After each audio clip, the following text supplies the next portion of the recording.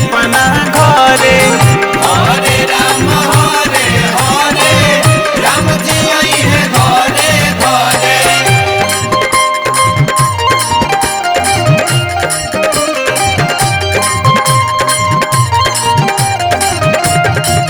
ये रामायण है पुण्य कथा श्री राम की।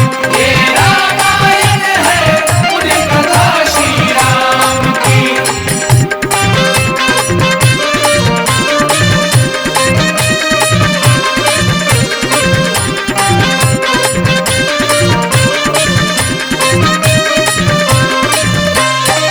सिंहासन सजावल जाता है वही बुलावल जाता, उनके आगमनवा खातिर महल सजावल जाता।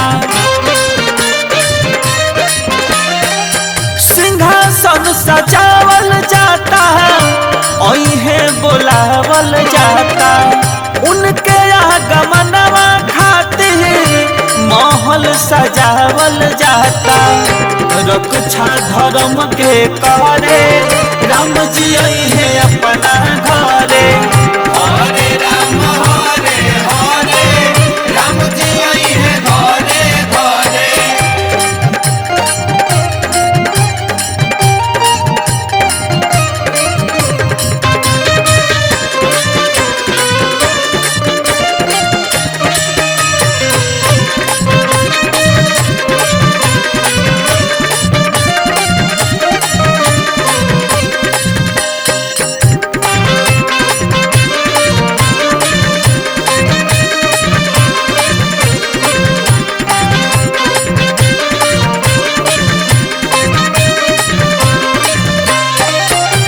बउआ पखारल जाई आरती उतारल जाई, मन ना अघाई कितनो रूपवा निहारल जाई।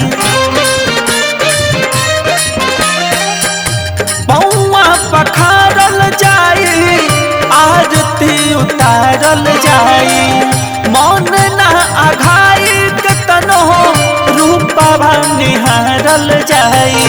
सूर्य जैसन रूपवा बरे